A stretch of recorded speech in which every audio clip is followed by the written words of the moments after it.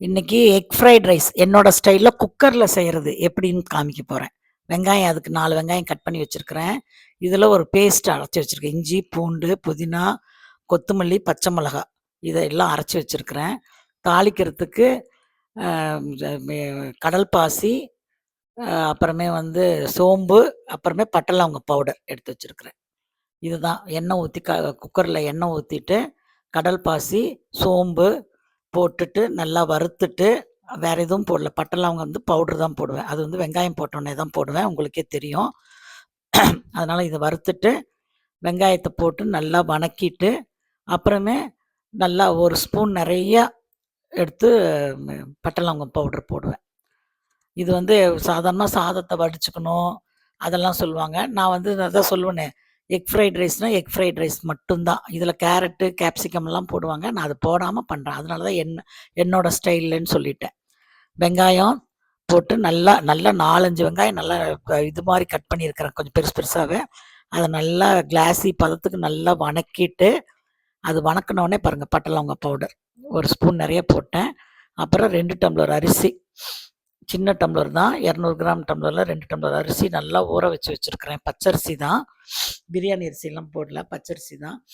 அத ஊற வச்சு நீங்க பிரியாணி அரிசி போடுறதுனாலும் போட்டுக்கோங்க. அப்புறம் அந்த சாந்து, அரைச்சு வச்ச சாந்த அதில ஊத்துறேன். அதில மிளகும் கொஞ்சம் போட்டுருக்கிறேன். ஏன்னா, பச்சை மிளகா காரம் மட்டும் பத்தாதுன்னு மிளகு போட்டுருக்கிறேன். ஆனா மஞ்சத்தூளு, மஞ்சத்தூள் போடுவேன். மிளகாத்தூள் போடுறதில்ல. இதில கொஞ்சம் தனியாவும் போட்டு தான் அரைச்சிருக்கேன். அத அரைச்சுட்டு அத போட்டுருக்கேன். அதனால தான் சொல்றேன். என்னோட ஸ்டைல்ல மஞ்சத்தூள் போட்டேன். போட்டுட்டு நல்லா வணக்கி விடணும். நெய் இருந்தா நெய் கூட நீங்க ஊத்திக்கோங்க. இன்னைக்கு நெய் இல்ல. அதனால நான் வந்து வெறும் எண்ணெயில தான் தாளிக்கிறேன். நல்லா வணக்கிட்டு, அதுக்கப்புறம் அரிசி வந்து நான் அளவு எப்படி எடுக்கிறேன்னு சொல்றேன். இது குக்கர்ல பண்றதுனால உங்களுக்கு காமிக்கிறேன். நல்லா வடிகட்டி வச்சிருக்கிற அரிசிய வந்து எவ்வளோ அரிசி இருக்குதோ, பாருங்க நல்லா எண்ணெயெல்லாம் தேறிடுச்சுங்களா? நெறைய நேரம் வணக்குனோனே உப்பு போடுறேன். இப்ப தான் உப்பு போடுறேன். தக்காளி போடக்கூடாது. ஆக்சுவலா கொத்தமல்லி, கருவேப்பில கொத்தமல்லியும், பச்சை மிளகாயும், புதினாவும் அரைச்சிருக்க கூடாது. நான் அரைச்சுட்டேன். அதனால பச்சை கலர்ல வந்துச்சு ஃப்ரைட் ரைஸ். அது அரைக்காம இருந்தா வெள்ளை கலர்லயே வரும். அத கட் பண்ணியே போட்டுருக்கலாம். புதினா போட வேண்டியதில்ல. நான் என்னமோ ஃபர்ஸ்ட் டைம் பண்றேன். என்னோட ஸ்டைல்ல பண்ணலான்னு சொல்லிட்டு பண்ணிட்டேன். நல்லா தான் இருந்துச்சு. ஆனா டேஸ்ட்டா இருந்துச்சு. நல்லா வணக்கி விட்டுட்டு, அரிசி பாருங்க, நல்லா தண்ணிய இருத்து வச்சிருக்கிறேன். அத இருத்தி வச்சுட்டு எவ்வளோ அரிசி இருக்குதோ, அந்த அளவுக்கு த பாருங்க கை வச்சு காமிக்கிறேன் பாருங்க. அந்த அளவுக்கு தான் தண்ணி மறுபடியும் ஊத்துவேன். எவ்வளோ அரிசி இருக்குதோ, அதே அரிசி அவ்வளோ அளவே ஒரே டம்ளர் தான். அந்த ஒரே இது கிண்ணத்துல.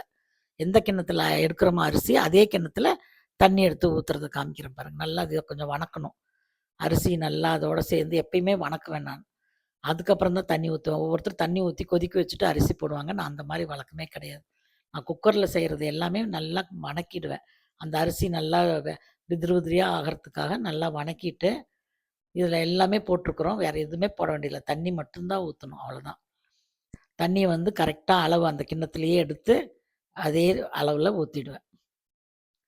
கரெக்ட்டா ஊத்துங்க. கொஞ்சம் கம்மியா இருந்தா கூட பரவால்ல. ஒண்ணும் பிரச்சனை இல்ல. நெட்டா இருக்கும்.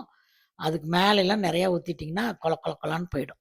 குக்கர் இல்லையா? நான் 2 விசில் விடுவேன் வேற. அதனால கரெக்ட்டா பாருங்க. நான் அடி ஏதாவது கொஞ்சம் வணக்குறப்ப இதா இருந்துச்சுன்னா, அதெல்லாம் நல்லா சொரண்டி விடுங்க. பாருங்க அடியில ஏதாவது புடிச்சிட்டு இருந்ததுன்னா, தண்ணி பாருங்க அதே மாரி. கை வச்சு காமிக்கிறேன் பாருங்க. அந்த அளவுக்கு தண்ணி தான். அத தவிர வேற எந்த தண்ணியும் ஊத்துறதில்ல. அவ்வளோதான். ஊத்திட்டு, நல்லா அரிசி சுத்தியும் ஒட்டிட்டு இருக்கிற அரிசியெல்லாம் இது பண்ணி விட்டுட்டு, நல்லா கலந்து விட்டுட்டு, உப்பு பார்க்குறதுனா பார்த்துக்கோங்க. பார்த்துட்டு, உப்பு பார்த்துட்டு, கரெக்ட்டா இருந்துச்சுன்னா சரி, இல்லைன்னா கொஞ்சம் போட்டுக்கோங்க. அதில காரம் கம்மியா இருந்துச்சுன்னா, பெப்பர் போட்டுக்கோங்க மறுபடியும். நல்லா பாருங்க போட்டுட்டனா, ஸ்டீம் வர முடிய வெயிட் பண்ணணும். அதுதான் குக்கர்ல சமைக்கிறது. ஸ்டீம் வராதுக்கு முன்னால போட்டீங்கன்னா, உங்களுக்கு கணக்கு தெரியாது. ஸ்டீம் வந்தோனே போடுங்க. போட்டுட்டு அதே மாரி ஹை ஃப்ளேம்லயே வச்சிருக்கேன். ஹை ஃப்ளேம்லயே வச்சுட்டு 2டே விசில் வந்தோனே ஆஃப் பண்ணிடணும். ஆஃப் பண்ணிட்டு உடனே திறக்காதீங்க. அதே அடுப்பு மேலேயே இருக்கட்டும். ஏன்னா தண்ணி கரெக்ட்டா ஊத்திருக்கோம் இல்லையா? அதனால உடனே திறக்காதீங்க. அப்புறமே முட்டை 4 முட்டை எடுத்திருக்கிறேன். 2 டம்ளருக்கு 4 முட்டை எடுத்திருக்கிறேன். 5 கூட எடுக்கலாம். நாங்க 2 பேர் இருக்கிறதுனால 4 முட்டை எடுத்தேன். அதில உப்பு, பெப்பர் போட்டு நல்லா அடிச்சுட்டு, ஒரு கடாயில எண்ணெய் ஊத்தி, நல்லா கொஞ்சம் கொத்து இது மாரி செய்யணும். அவ்வளோதான். கொஞ்சம் எண்ணெய் கொஞ்சம் இதா தான் ஊத்துனேன். ஏன்னா ஒட்டக்கூடாது கடாயிலன்னு சொல்லிட்டு, அது ஊத்திட்டு நல்லா கலந்து விடணும். ஏன்னா இது அப்பதான் இந்த பீஸில் கொஞ்சம் காரசாரமாக இருக்குங்கிறதுக்காக பெப்பரும் உப்பும் போட்டிருக்கிறேன், அவ்வளோதான். இதை நல்லா இது பண்ணிவிட்டு கொத்து மாதிரி போட்டுட்டு முட்டை கொத்து பண்ணிவிட்டு அதை வந்து குக்கர் திறந்து பார்த்துட்டு அதில் சாதம் எப்படி இருக்குன்னு பார்த்துட்டு அதில் வந்து கலந்துடுவேன். அதுதான் என்னோட எக் ஃப்ரைட் ரைஸு. ஆக்சுவலாக இது கடாயிலேயே சாதத்தை வடிச்சிட்டு பண்ணலாம். நான் வந்து குக்கர்லேயே பண்ணிட்டேன். ஏன்னா நான் நேற்று சண்டே நாங்கள் வெளியே போனோம், பேக் பண்ணி எடுத்துகிட்டு போகணும்னு சொல்லிட்டு அவசர அவசரமாக பண்ணேன். இதுவும் தண்ணி சிக்கன் குழம்பும் பண்ணி எடுத்துகிட்டு போனேன். பாருங்கள், chicken fried rice, sorry, egg fried rice. Thank you.